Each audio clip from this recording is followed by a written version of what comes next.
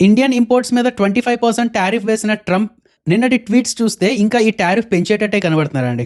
అలాగే Aditya Infotech bumper listing ఇచ్చిందండి. 2025లో చూసుకుంటే 50% పైగా లిస్టింగ్ గెయిన్స్ ఇచ్చిన కంపెనీలా కనబడుతుంది. అండ్ అలాగే రిటైలర్స్కి, ముఖ్యంగా ట్రేడర్స్కి షాకింగ్ న్యూస్ ఇచ్చింది సెబీ. ఇప్పటి నుంచి ఎఫ్ఎన్ఓ ట్రేడ్స్ అంత ఈజీ కాదు. ఆ న్యూస్ ఏంటనేది మాట్లాడుకుందాం. ఆ న్యూస్ వల్ల capital market stocks like BSc అని, ఏంజిల్ వన్ అని ఇలాంటి స్టాక్స్లో నెగిటివ్ ప్రెషర్ అనేది ఫీల్ అవడం జరిగింది. అండ్ అలాగే పేటిఎం, టెక్స్మాకో, ఎక్సైడ్ ఇలాంటి వాటిలో కొన్ని ఇంపార్టెంట్ అప్డేట్స్ ఉన్నాయి. ఇంకా యూబీఎస్ వాళ్ళు power sector stocks like Waaree Energies, BHEL, Premier Energies, Suzlon Energy ఇలాంటి వాటిలో కొంచెం అప్సైడ్ పొటెన్షియల్ ఉన్నది అనుకుంటూ ఒక రిపోర్ట్ ఇవ్వడం జరిగిందండి. సో వీటన్నిటి గురించి మాట్లాడుకుందాం. అండ్ అలాగే రేపు మన ఇండియన్ మార్కెట్కి ఇంపార్టెంట్ ఈవెంట్ అవ్వనున్న ఆర్బీఐ తాలూకా ఇంట్రెస్ట్ రేట్ డెసిషన్, దీని మీద కూడా అనాలిసిస్ చేసుకుందామండి. వీడియో చాలా యూస్ఫుల్గా ఉండబోతుంది, లాస్ట్ వరకు మిస్ అవ్వకుండా చూడండి. ఒకసారి ఈ డిస్క్లైమర్ చూసేయండి. ఈ video education and information purpose కోసమే. మేము SEBI registered advisor or research analyst రెండూ కాదు. మేము వీడియోలో చెప్పిన ఏ విషయం కూడా direct financial advice, buy or sell advice అయితే కాదు. మీ ఓన్ అనాలిసిస్ చేసుకోండి, లేదంటే సెబీ రిజిస్టర్డ్ అడ్వైజర్నైనా కలండి. Right, welcome to Rupaayi Telugu. Please ఎవరైనా మన ఛానల్ని సబ్స్క్రైబ్ చేయనట్లు ఉంటే సబ్స్క్రైబ్ చేసుకొని నోటిఫికేషన్స్ ఆన్లో పెట్టుకోండి. అలాగే వీడియోస్ మీకు నచ్చుతున్నట్టుంటే లైక్, షేర్, కామెంట్ అనేది చేస్తూ ఉండండి. అండ్ అలాగే మీరు కనుక మా ఛానల్ని సపోర్ట్ చేయాలి అనుకుంటే, ఇలాంటి వీడియోస్ మరిన్ని మేము పబ్లిష్ చేసేలా మీరు మాకు సపోర్ట్ చేయాలి అనుకుంటే, మన ప్రతి వీడియో కింద డిస్క్రిప్షన్ బాక్స్లో మా రిఫరల్ లింక్ ఉన్నదండి. సో మీరు ఒకవేళ డిమాట్ అకౌంట్ ఓపెన్ చేసే ప్లాన్లో ఉంటే, మా ప్రతి వీడియో కింద డిస్క్రిప్షన్ బాక్స్లో ఉన్న రిఫరల్ లింక్ ద్వారా అకౌంట్ ఓపెన్ చేసుకొని అది యూస్ చేసుకుంటూ ఉంటే మాకు మీరు సపోర్ట్ చేసిన వాళ్ళు అవుతారు. రైట్, మొత్తం మీద రేపు ఆర్బీఐ తాలూకా మానిటరీ పాలసీ మీటింగ్ ఉన్నది. దీని మీద అంత దృష్టి పెట్టాలండి, ఎందుకంటే ఇండియన్ మార్కెట్ని మూవ్ చేయగలిగే ట్రిగర్ ఉన్న ఈవెంట్ ఇది. అంతా బాగానే అవుతుంది, 50 బేసిస్ పాయింట్స్ కట్ చేస్తారు అనుకునే టైంలో ట్రంప్ నిన్న ఇండియా రష్యా ఆయిల్ పర్చేస్ చేస్తుంది కాబట్టి టారిఫ్స్ పెంచే ఛాన్సెస్ ఉన్నాయి అనుకుంటూ అన్నారు. ఆయన తాలూకా ట్వీట్ చూడండి. ఇండియా రష్యన్ ఆయిల్ని చీప్గా పర్చేస్ చేసి ఇక్కడ రిఫైనింగ్ అవి చేసి ఓపెన్ మార్కెట్లో చాలా ఎక్కువ ప్రాఫిట్స్ చేసుకుంటుంది. అసలు ఇండియాని రష్యన్ ఆయిల్ కొనొద్దు అని చెప్పాం, అయినా సరే కొంటుంది. సో ఇప్పుడు రష్యా యుక్రెయిన్ మీద ఎంత దాడి చేసినా, అక్కడ ఎంతమంది చనిపోయినా సరే ఇండియాకి సంబంధం లేదనమాట అనుకుంటూ ఏదేదో మాట్లాడడం జరిగింది. అండ్ ఫైనల్గా ఇదంతా చెప్పి I will be substantially raising the tariff paid by India to the USA అని చెప్పడం జరిగిందండి. మీకు గనక గుర్తుండుంటే యూఎస్ వాళ్ళు స్పెషల్గా వాళ్ళ పార్లమెంట్లో ఒక బిల్ పాస్ చేసుకున్నారు. ఎవరైనా మాకు నచ్చని వాళ్ళు ఎవరైనా ఉంటే వాళ్ళ మీద 500% టారిఫ్ వరకు మేము విధించే విధంగా మాకు అప్రూవల్ ఇవ్వండి అన్నారు. అండ్ అలాగే బిల్ కూడా పాస్ అయిపోయిందండి. సో ఇప్పుడు మరీ ఇండియా మీద 500% టారిఫ్ ఇచ్చేస్తారు అని చెప్పడం నా ఉద్దేశం కాదు, బట్ పెరిగే ఛాన్సెస్ ఉన్నాయి. 25% కన్నా పెరిగే ఛాన్సెస్ ఉన్నాయి. అయితే ఇప్పుడు మీరు అనొచ్చు, మన ఇండియా రష్యన్ ఆయిల్ని ఇంకా ప్రొక్యూర్ చేయడం మానేస్తే యూఎస్ కొంచెం హ్యాపీగా ఫీల్ అవుతుంది, మన మీద ఆ టారిఫ్స్ అనేది పెంచకుండా ఉంటుంది కదా అని చెప్పి. అదంతా ఈజీ కాదండి. ఎందుకంటే ఇప్పుడు మనం రష్యన్ ఆయిల్ని చాలా చీప్గా ఇంపోర్ట్ చేసుకుంటున్నాం. సరే, అది పక్కన పెట్టేసి మిగతా కంట్రీస్ నుంచి ఎక్కువ కాస్ట్కి ఇంపోర్ట్ చేసుకోవాలనుకున్నా సరే ట్రంప్ మీద నమ్మకం లేదు, రేపు పొద్దున ఇంకోటి ఏదో చెప్పొచ్చు, లేదంటే ఇంకోటి ఏదో చెప్పొచ్చు. ఇదంతా స్ట్రాటజిక్ అడ్వాంటేజ్ కదా మనకి. లాంగ్ టర్మ్ కాంట్రాక్ట్స్ తీసుకున్నాం రష్యా నుంచి, అండ్ లాంగ్ టర్మ్ పరంగా చూసుకుంటే ఒక మంచి రిలేషన్ రష్యాకి ఇండియాకి ఉన్నది. ఇప్పుడు ట్రంప్ కోసం అని చెప్పి అది డిస్టర్బ్ చేసామనుకోండి, పోనీ ట్రంప్ ఇంకా ఎల్లకాలం ప్రెసిడెంట్లా ఉండిపోతారా అంటే అది కూడా కాదు కదా. జస్ట్ ఒక 3 years అటు ఇటు ఏదైనా కొంచెం ఓపిక పడితే దాని తర్వాత మేబీ కొత్త ప్రెసిడెంట్ ఇంతలాగా భయపడకపోవచ్చు, లేదంటే మన ఇండియా తాలూకా సపోర్ట్ కంపల్సరీగా యూఎస్కి కావాలి. సో మేబీ ఆ కొత్త ప్రెసిడెంట్ మన ఇండియాకి ఫర్గా ఉండొచ్చు, ఏవైనా జరగచ్చు. ఓకే కదా. సో ఫైనల్గా నేను చెప్పదలుచుకుంది ఏంటంటే, ఇండియా బ్యాక్ అయ్యేటట్టు కనబడట్లేదు. అండ్ నిన్న ఒక స్టేట్మెంట్ కూడా ఇచ్చింది, చాలా ఘాటుగానే ఇచ్చిందండి. అటు యూఎస్కి ఇటు యూరోపియన్ యూనియన్కి కూడా, మేమే కాదు మీరు కూడా రష్యా నుంచి లేదంటే యుక్రెయిన్ నుంచి చాలా పర్చేస్ చేసుకుంటూ వెళ్తున్నారు. అండ్ యూఎస్కి అయితే ఇది కూడా చెప్పింది, మీరు రష్యా నుంచి యురేనియం, హెక్సాఫ్లోరైడ్ మీ న్యూక్లియర్ ఇండస్ట్రీ కోసం ఇంపోర్ట్ చేసుకుంటున్నారు, అలాగే పాలాడియం అనేది ఈవీ ఇండస్ట్రీ కోసం యూజ్ చేసుకుంటున్నారు. సో ఇవన్నీ మీరు రష్యా నుంచి ఇంపోర్ట్ చేసుకుంటున్నారు, బట్ మేము ఆయిల్ ఇంపోర్ట్ చేసుకుంటేనే మీకు బాధ వచ్చిందా అనేది క్లియర్ కట్గా చెప్పడం జరిగింది. సో ఇండియా స్టాండ్ అయిందండి. షార్ట్ టర్మ్లో ఇబ్బందులు ఏవో ఉండొచ్చు, ట్రంప్ అది అనొచ్చు, బట్ నన్ను అడిగితే స్టాండ్ అవ్వడమే మంచిది. మన నేషనల్ సెక్యూరిటీ అండ్ స్ట్రాటజిక్ అంటే లాంగ్ టర్మ్ ప్లాన్స్ ఏవైతే ఉన్నాయో అవి మనం కంటిన్యూ చేసుకోవడమే మంచిదండి. మన దేశానికి ఏది మంచిదో అది మనం చేయాలి, కానీ వాళ్ళు ఎవరో చెప్పింది మనం చేయడం ఏంటి. సరే, ఎనీవేస్, దీనివల్ల ఏంటంటే ఇప్పుడు రేపు ఆర్బీఐ తాలూకా ఇంట్రెస్ట్ రేట్ డెసిషన్ మీద కూడా ఎఫెక్ట్ పడుతున్నది. ఎందుకంటే 25% కాదు, 50%, 75%, 100%, 500% ఎంతో చెప్పలేం కదా. యాజ్ ఆఫ్ నౌ చూసుకుంటే 77% of the economist rate cut expect చేయట్లేదండి. అండ్ కొంతమంది ఎక్స్పెక్ట్ చేస్తుంది ఏంటంటే ఒక 25 basis points rate cut expect చేస్తున్నారు, అంటే 0.25%. అచ్చా, ఈ బేసిస్ పాయింట్ మీద ఒక చిన్న క్లారిటీ తెచ్చుకుందామండి. దీని గురించి మీరు క్లారిటీ తెచ్చుకోవడం ఎందుకు ఇంపార్టెంట్ అంటే, మీరు ఫైనాన్స్లో ఎక్కడ తిరిగినా సరే ఈ బేసిస్ పాయింట్స్ అనేది కనబడుతూ ఉంటుంది. ఇప్పుడు 1% అంటే 100 బేసిస్ పాయింట్స్. సో ఇప్పుడు 50 బేసిస్ పాయింట్స్ అన్నారంటే దాని అర్థం 0.5%, 100 బేసిస్ పాయింట్స్ అన్నారంటే 1%, 25 బేసిస్ పాయింట్స్ అన్నారంటే 0.25%. సో రేపటి ఇంట్రెస్ట్ రేట్ డెసిషన్ పరంగా మాట్లాడుకుంటే 50 బేసిస్ పాయింట్స్ అంతలా ఎవరు ఎక్స్పెక్ట్ చేయట్లేదు, అయితే 25 బేసిస్ పాయింట్ కట్, లేదంటే అసలు కట్ ఉండకపోవచ్చు అని అంటున్నారు. సరే, ఆ టారిఫ్ కోసం పక్కన పెట్టి మన డొమెస్టిక్గా అసలు నెంబర్స్ ఎలా ఉన్నాయనేది చూస్తే, కరెంట్ ఇన్ఫ్లేషన్ 2.1% ఉన్నది, విచ్ ఈస్ లోయెస్ట్. అలాగే కన్జ్యూమర్ డిమాండ్ పరంగా చూసుకున్నా సరే వీక్గానే ఉన్నది. సో ఇలాంటప్పుడు ఇంట్రెస్ట్ రేట్స్ కట్ చేయడం ఇంపార్టెంట్.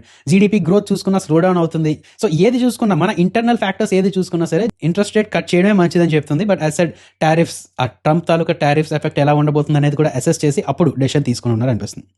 మీరేమనుకుంటున్నారండి? ఆర్బీఐ రేట్ కట్ చేయొచ్చు అనుకుంటున్నారా, లేదా అనుకుంటున్నారా? ఒకవేళ కట్ చేస్తే 50 బేసిస్ పాయింట్స్ అనుకుంటున్నారా, 25 బేసిస్ పాయింట్స్ అనుకుంటున్నారా? కామెంట్స్లో పెట్టండి. Right, next topic. సెబీ నుంచి ఒక పెద్ద వార్నింగే వచ్చినట్టు ఎఫ్ఐఎన్ఓ ట్రేడర్స్కి.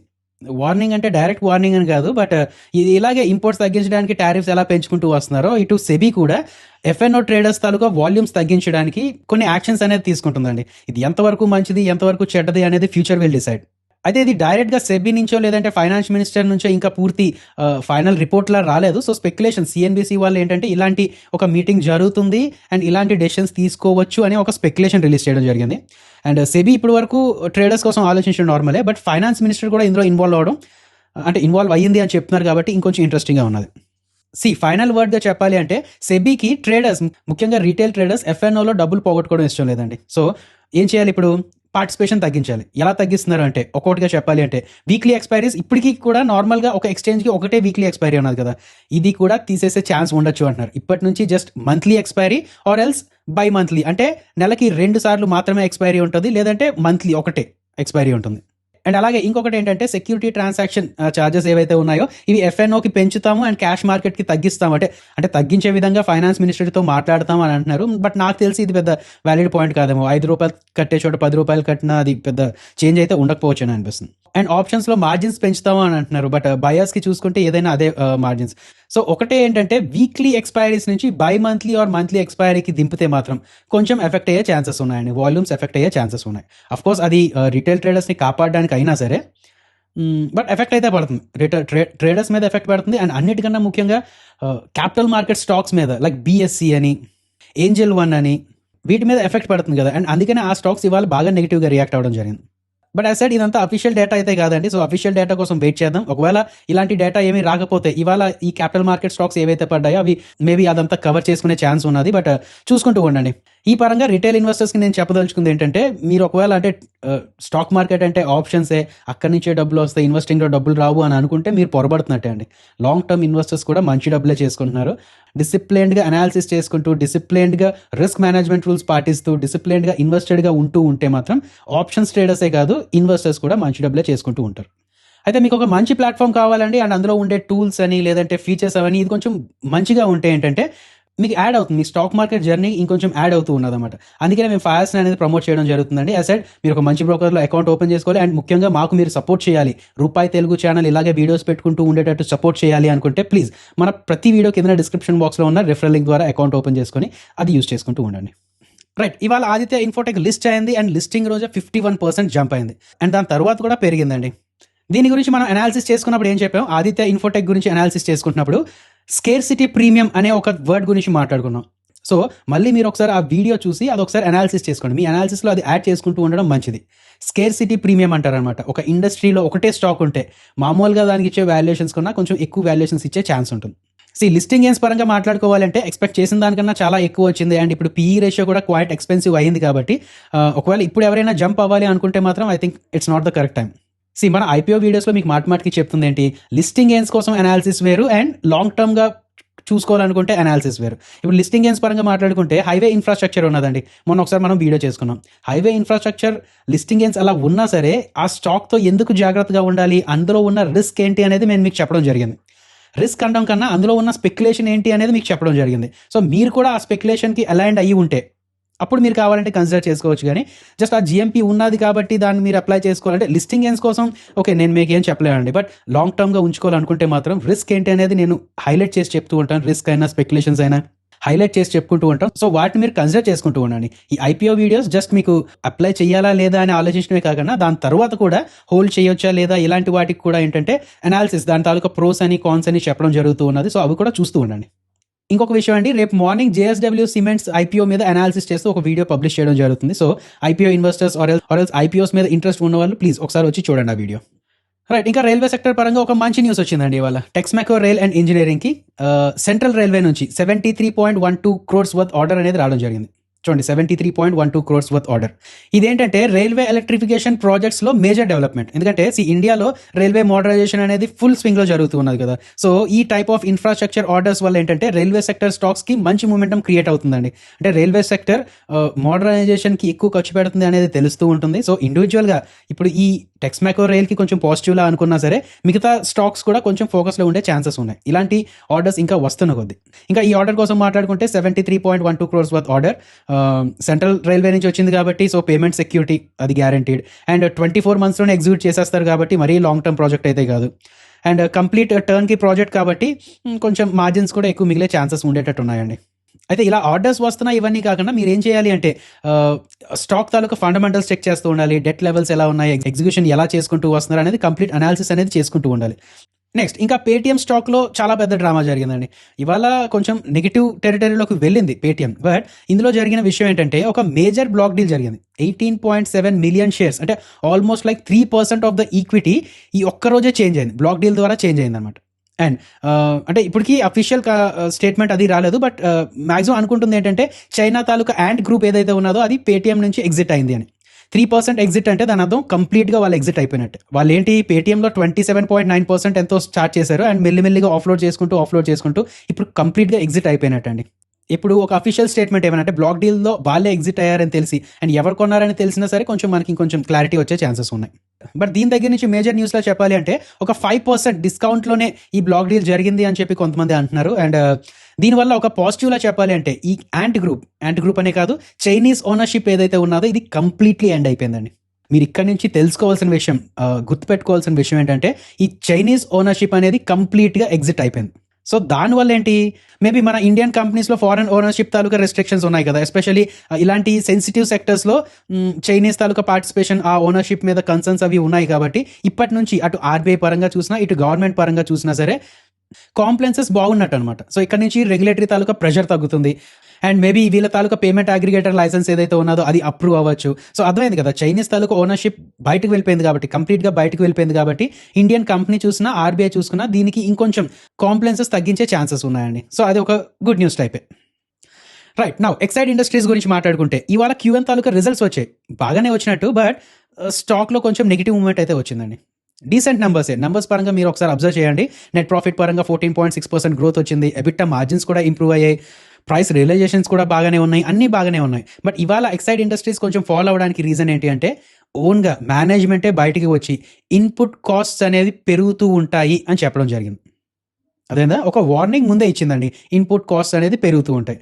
ఇన్పుట్ కాస్ట్ పెరిగితే దానివల్ల ప్రాబ్లం ఏంటి, బిజినెస్ మామూలుగా అవుతూ ఉంటుంది కదా, అంటే సేల్స్ బాగానే అవుతూ ఉంటుంది. But sales minus expenses is equals to profits కదా. సో వీళ్ళు అంటుంది ఏంటి, ఎక్స్పెన్సెస్ ఇక్కడ నుంచి ఇంకా పెరిగే ఛాన్సెస్ ఉన్నాయి అంటున్నారు. సో ప్రాఫిట్స్ తగ్గుతూ ఉంటాయి అండ్ ప్రాఫిట్స్ తగ్గితే ఆబ్వియస్లీ ఈపీఎస్ తగ్గుతుంది అండ్ ఇన్వెస్టర్స్కి అట్రిబ్యూటల్ ప్రాఫిట్ ఏదైతే ఉన్నదో అది కూడా తగ్గే ఛాన్సెస్ ఉన్నాయి కదా. సో ఇవన్నీ చూస్తున్నారు ఇన్వెస్టర్స్ కమ్యూనిటీ, ఇదంతా చూస్తూ ఉంటుంది.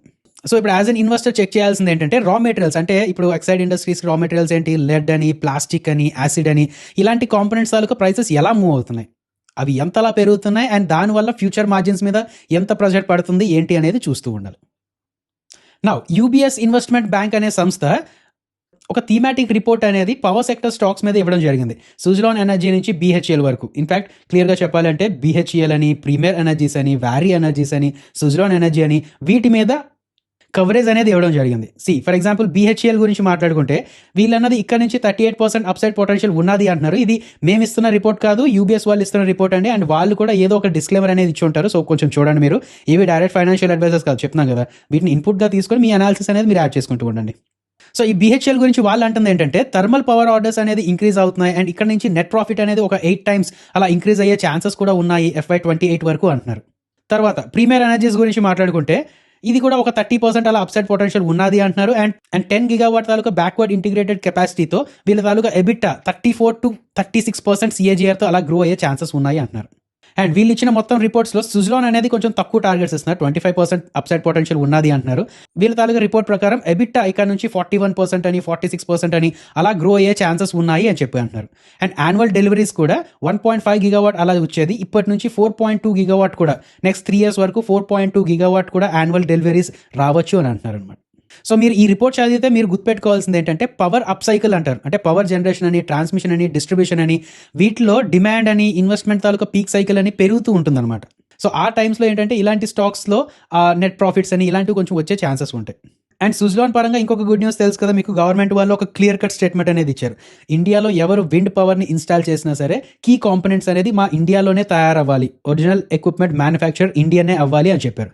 సో సుజ్లాన్కి దీని నుంచి కూడా కొంచెం పాజిటివ్ అప్డేట్ అండి. సో రేపు ఇంపార్టెంట్ డేటా ఆర్బీఐ తాలూకా ఇంట్రెస్ట్ రేట్ డెసిషన్ ఉండబోతుందండి. 10 o'clock ఎలా రాబోతుంది. సో కొంచెం వాలటైల్గా ఉండే ఛాన్సెస్ ఉన్నాయి, జాగ్రత్తగా ఉండండి. సో వీడియో నచ్చితే ప్లీజ్ మీ ఫ్రెండ్స్తో షేర్ చేస్తూ ఉండండి. అలాగే ఆ లైక్ అని సబ్స్క్రైబ్ అని చేశారో లేదో చూసుకోండి. జై హింద్.